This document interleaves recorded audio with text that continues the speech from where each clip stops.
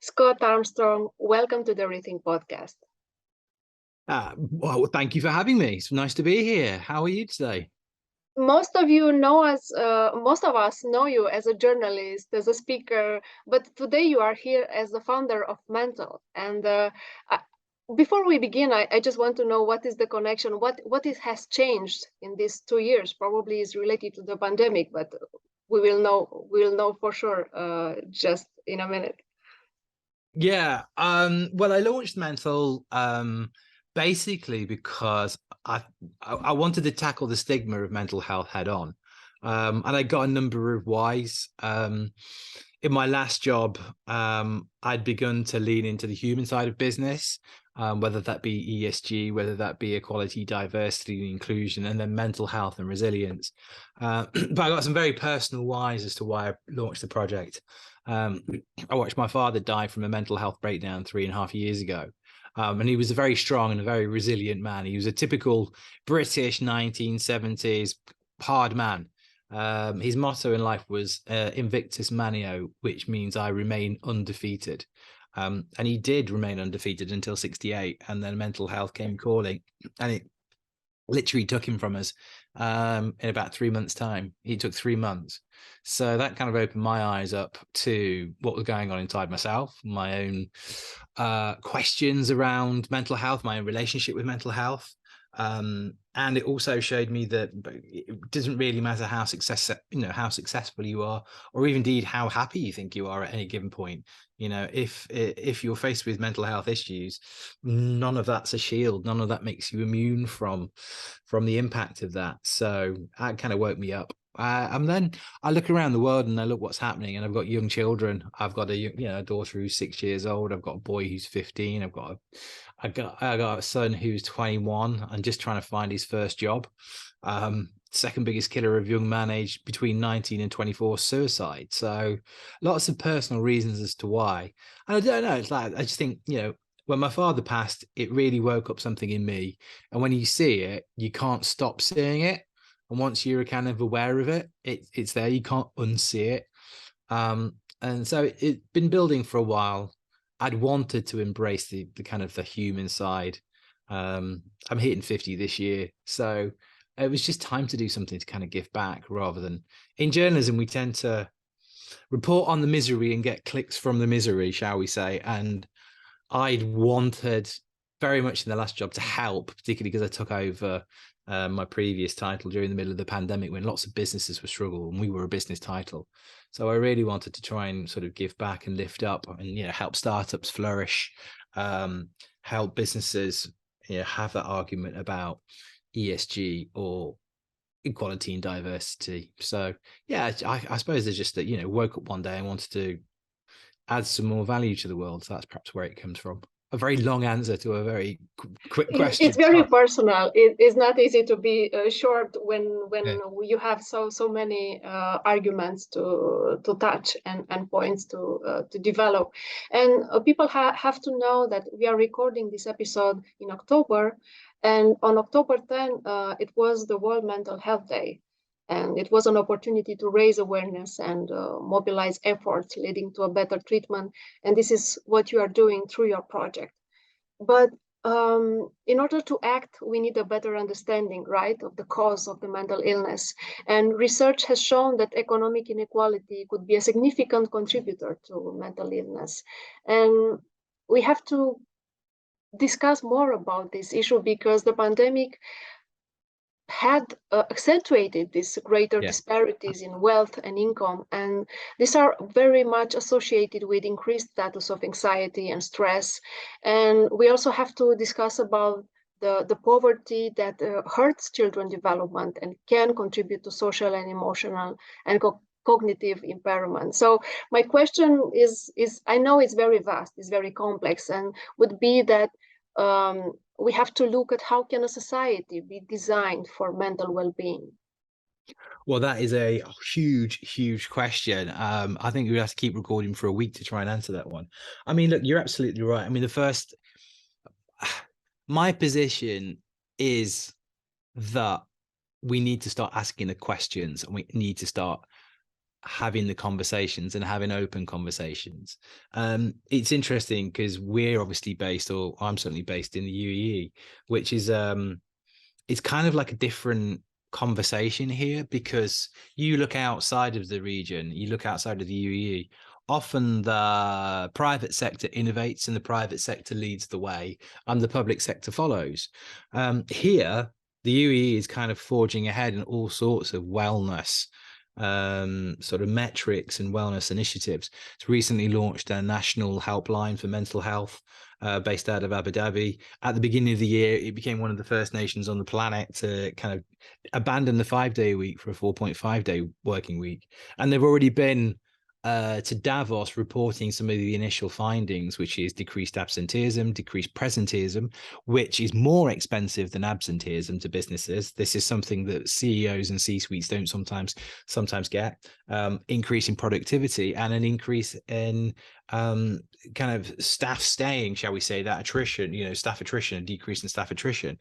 So here, the public sector is leading, and actually the narrative keeps getting louder to the private sector, which is this is the train that's coming down the tracks. The UAE is not rowing back on well-being for its people. It wants to attract the brightest and the best from around the world to the UAE. So from an economic point of view, from a very sort of almost like selfish economic point of view, there is no marketing win for the UAE to go backwards in terms of wellness. So they've sent a really clear message to the private sector that is, get on board with this. What's crazy to me as a former business journalist is companies that do the right thing simply make more money. And they need to be bold enough to abandon a system of management and leadership that's been around for 100 years. Henry Ford brought this kind of modern day work, 9 to 5 days a week, a century ago. And when he did so, he said, well, this is not necessarily what it needs to be forever. We're just going to do this because this is a step forward. But then we took no more steps forward for 100 years. Now we are having a step forward. So I think if you talk about societies and well-being, obviously societies and well-being, there's so many different aspects to that. Here we've got the public sector who is trying to lead the way. We've got to get this into our schools. What's really important for the future, and I'm very, very passionate about this, is that not only do we get this into the schools, but into the home lives, so that our children grow up with better tools than we had, because frankly, we needed better tools growing up than we had. Our children are growing up in an even more polarized, even more complicated world.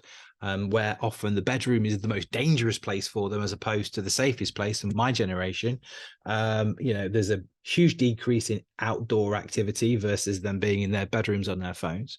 So we've got to get it right at the government level. I'm fortunate to live in a country that's innovating in that space. We've got to get it right in the private sector, and there's a lot of work to do there. We've got to get it right in the schools, and we've got to get it right in communities. I think the first point is talking about it and tackling that stigma and really recognizing that, this is a private pandemic. I mean, I could quote you statistics all day about 1 in 3 people around the world, impacted this. Well, I think actually it's 1 in 4 are globally, as far as the World Health Organization is concerned. UEE research put it at 1 in 3. But that's the people who present to the medical system. Generally, it's more like 1 in 1 or 1 in 1.2. If you get from 0 to 99 and you're not impacted by mental health, you've won the lottery. So yes, we do. The short answer to your question is yes, but anyone knows me, including my wife, goes, I wish you'd give a short answer to a question, but I can't. I can only ever give the long, rambling, winding answer. But yeah, there are so many different parts of society that make up the mental health picture, and we need to tackle them all, and we've got to start somewhere. When it comes to the leadership and the well-being of the team, if you want to be a progressive business leader, now is the time to invest in the emotional and mental health of the team, because the team is, after all, the most valuable resources that a company has, right? So what is the link? What is the connection you are making and promoting this relationship, well-being and leadership? Well, I mean, again, I'll give you another long rambling answer, but the Cigna do an annual wellbeing study every year. It's called their 360 Wellbeing Survey. Last year, they asked respondents, do you want to quit your job? Or are you planning to quit your job? 50% said yes. Now, a lot of bosses back then kind of like rolled their eyes and, yeah, well, they would say that, wouldn't they? They went back and asked them again this year. 4 out of 5 did. So if you think of that in terms of a company setup, 40% quit. And I've got a really good friend, Bobby Hartshaw, and she made a really insightful point the other day to me, which was that 40% who are quitting and moving to other jobs, they're not your worst performers, they're your best performers, because they're your most talented people that have the access to move. And quite frankly, employers don't have a choice on this. There's been so many factors that have meant that the foundation of what we call the future of work is completely and utterly changed under the feet of CEOs. And if they want to be, it's not about if they want to be a good boss, if they want to be a boss at all, if they want their company to survive more than 5 to 10 years, realistically, they absolutely have to take action now, because all of the metrics and all of the research as well, this isn't me saying this, this is BCG or McKinsey or PwC or EY or Deloitte. There isn't a single research house out there that doesn't say that emotional intelligence and empathy are the key metrics moving forward for leaderships. If you look at, I think it's a Deloitte piece of research that said actually that the Gen Z generation are the first generation to prioritize well-being, meaning and purpose beyond salary. So simply paying cash is no longer enough. You have to create an environment. And again, another piece of research that was really interesting because it put things in stark relief was the PwC do a CEO survey here in the region. And the CEOs, it's like, so what's important to the CEOs? And the CEOs prioritize and recognize and fear their ability to innovate. Innovation, number one, key thing to all of them.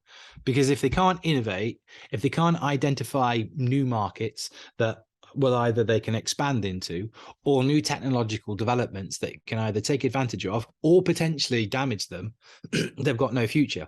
They are not sustainable as a company. On the flip side of that, the thing they least prioritize, well-being, ESG, diversity and inclusion, all the things we know matter to the millennials and the Gen Zs and the Gen Alphas coming after them. So if you can't create a compelling offer to the next generation of talent, what is the future of your company? And that's it. That's it. And I feel for the C-suites right now. It can become almost like boss bashing.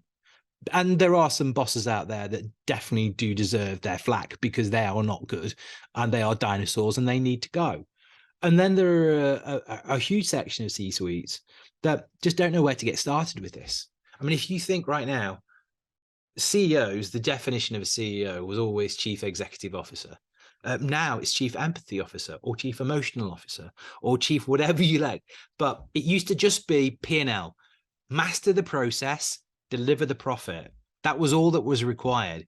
Now you're expected to inspire people. You're expected to uphold the reputation in an increasingly difficult environment where all of your stakeholders are activists. All of them expect more of you. You are held to a higher bar than ever before. And if you muck it up, the world will find out much quicker than ever. And it only takes one activist within your organization to speak out, and then you can be, in global headlines. We saw that there was a really interesting company called Brewdog back in the UK, which started off as an SME, used to be the poster child for startups, and grew to this massive, massive company. Huge success story. But in that speed of growth, they lost their culture, and then they had open letters being written to the BBC and to the national media talking by former employees talking about the toxic culture inside that company. So then they were in the headlines for all the wrong reasons. And the CEO, to be fair to him, actually listened, looked up and went, right, well, we need to change this, and actually this is my fault. I've been so focused on growth that I've forgotten about my people. and he's set about trying to systematically completely change everything and retool his business so the people come first. And we can get in, there's loads of reasons why the people should come first. You know, again, from a purely economic perspective, if you're a boss and you buy a machine for $150,000, you wouldn't run that machine at 150%, 25 hours a day, 8 days a week until it broke. You just wouldn't do it. It's madness. And yet we feel that we can do the same with our human machines. And in a knowledge economy, they're increasingly our engine of output.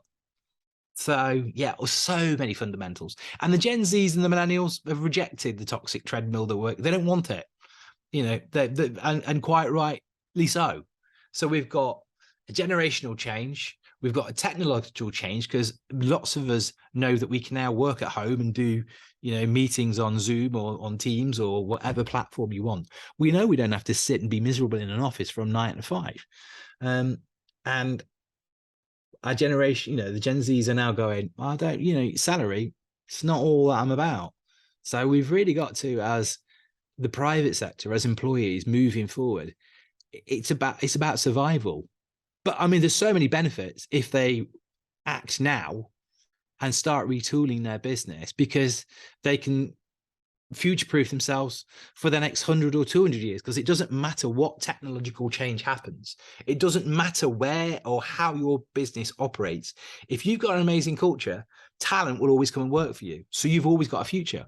If you don't, clock's ticking. Let's move our discussion in a more practical terms, and let's see how leaders can prioritize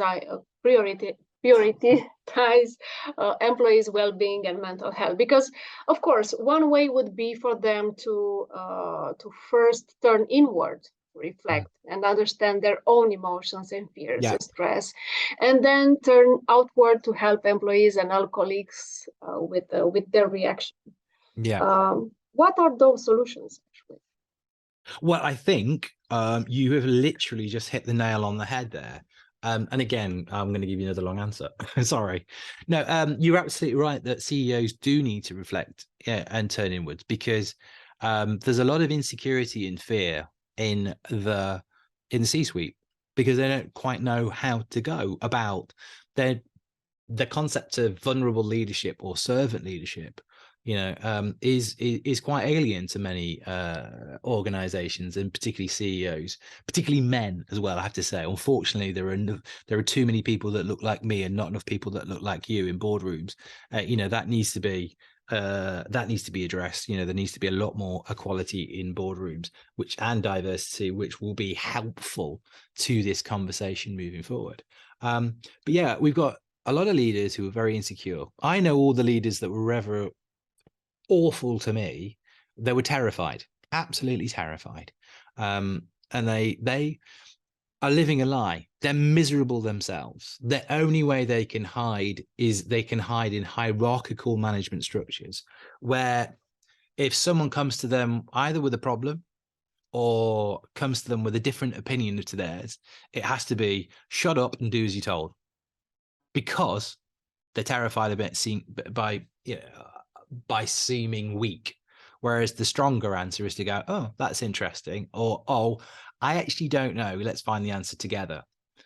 So the first step is for them to recognize it themselves. The first step is for them to prioritize and embrace their mental health so that they see the benefits first. And there's this whole phrase around, a whole concept around fitting your own oxygen mask first, which is in all parts of life, but it's also the same in the C-suite. We need our leaders to understand the benefits of this for themselves, and then they can cascade that down their organizations. So turn, as you rightly said there, turn inward first, fix what's happening there. And like when you say fix, that's not a destination that it will arrive at. That's a path they continuously need to work and walk every day. Because none of us are ever there. You know, we don't get there. There's no final destination where we're like, oh, we're happy and content. No, it is a daily challenge. And you know, some days are going to be great and some days are not. I know a friend of mine used to say, some days you're the lamppost and some days you're the dog. Well, elaborate any more on that phrase. So yeah, inward first, and then begin to cascade the benefits of that down through their organizations. Because if they don't believe it and if they don't champion it, then the middle management are not going to do it. They'll go, oh yeah, it's a tick box ticking exercise. Sorry. And that's not going to change the culture. And everyone's still going to be afraid. So unless it's actually championed from the very, very top and cascading through the organization, it's not going to help. So yeah, that's the first place for leaders to be brave. And to sit and kind of talk amongst themselves. There's a really interesting guy called Sir Ian Cheshire he's run Barclays Bank, he ran Kingfisher, he's run some of the biggest companies in the world. He's been in the hot seat, he's been in the top seat, and he talks about leaders now creating their own board of advisors around them. Like a company may have a board of directors. Well, you as a CEO need your own personal board of mentors and support around you, not necessarily just to tell you, yes, you're brilliant, but actually to have honest conversations with you so that you can stay on track and you can stay on balance as much as possible. And then when you get into it, a lot of practical help, there's a lot of coaching out there. There's a lot of free resources online. So if it is that whole, I think with the alcoholics say, the first step is admitting that you've got a problem. And I think that's what leaders need to do. And even more than that, even if they don't necessarily have a problem, there is this whole thing that we've recognized now that we need to look after our health to a degree. We know we need to go to the gym. We know we need to drink less. We know we need to eat healthier. So we try to avoid, or increasingly we understand that we shouldn't wait until crisis point with our physical health. It's exactly the same with our mental health. So for particularly leaders who are in difficult positions, it is tough at the top, particularly in an industrial environment. Look, we've got Web 3.0 coming on. We've got the fourth industrial revolution, shall we say. We've got this entire change of leadership styles going underneath it. The insecurity and instability in the C-suite is like car manufacturing workers when the robots came in. The fundamentals have completely and utterly changed, which means that it is tough on leaders. And also, we've then just gone through a pandemic in which lots of people were looking to the leaders for answers. And who's prepared for that? Who's prepared for a pandemic? Nobody is. And it's only then that organizations with resilient cultures will rise to the top.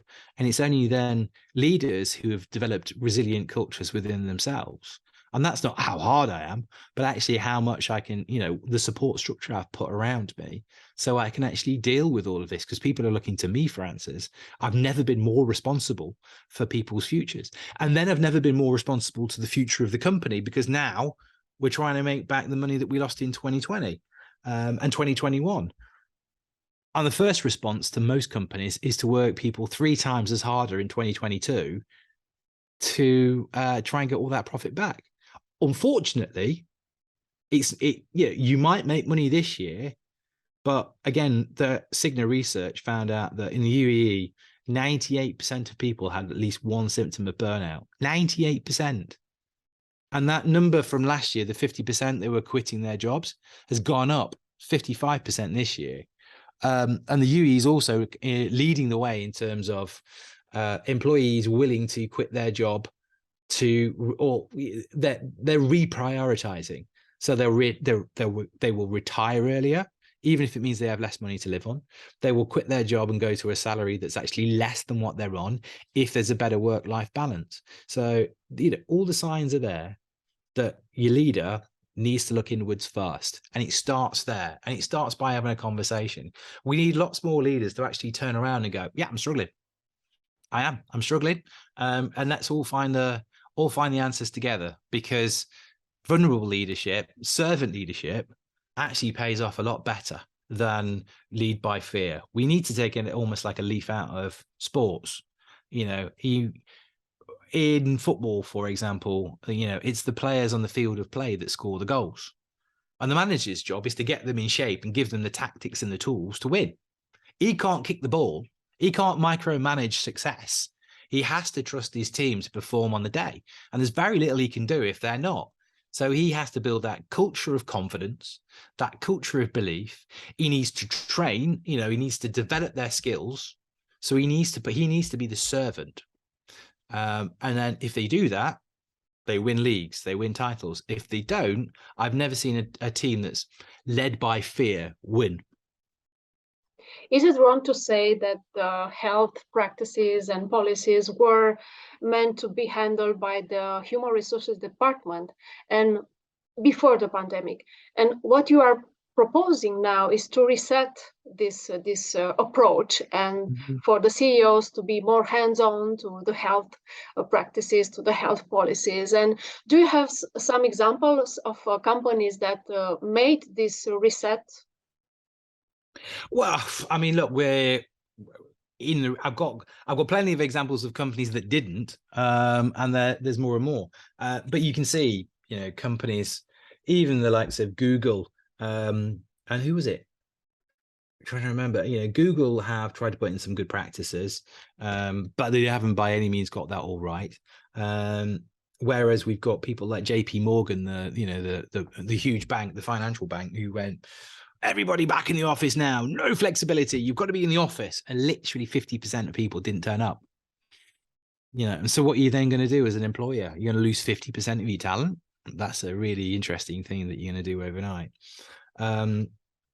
We've seen Nike move to create the company days where the entire company's off, no work days, just mental health reset days. So it's beginning to get there. We've seen some companies, and I can't remember which one it was, literally say to their employees, you can work anywhere. Literally, you can work anywhere. We don't care. Don't matter where you are, you can work anywhere. So you can be in the office, or you can't be or you can be on a beach in Bali. As long as the work gets done, then that's fine. And look, it's interesting as well, because every company is different, and not everybody can work from home. Not everybody can work remotely. If you're frontline, or if you're in retail, or if you're in hospitality, you can't phone in. You can't email in your work. But then that's when it comes back down to culture. What is the culture that you are creating within your environment? Because that, transcends models, shall we say. I mean, I'm a big believer in hybrid if possible, because I certainly think our young team members often need the social element of workplaces. They often need mentoring. And there's mentoring by osmosis as well, which is sat next to somebody, listening to and watching them do the job without even having to ask them what they're doing. They can pick up stuff.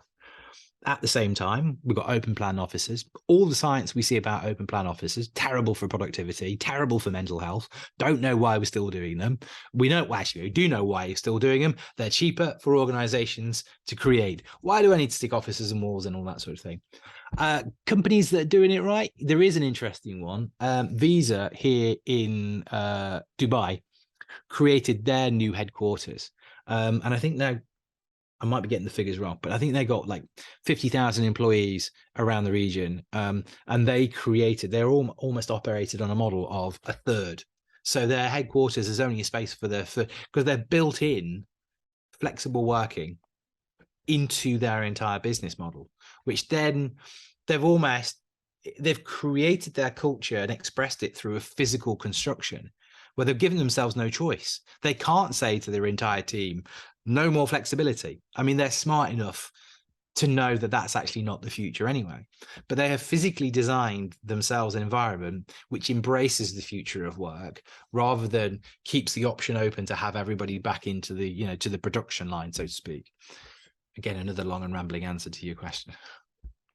Thank you so much for this insight. And because we have reached the end of our interview, we have to point some things that, as much as we would like to believe it, our psychological and emotional health is not a given.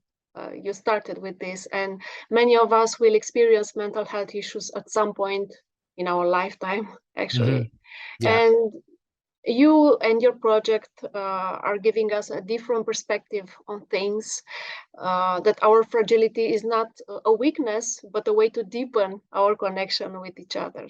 So thank you so much for this, Scott.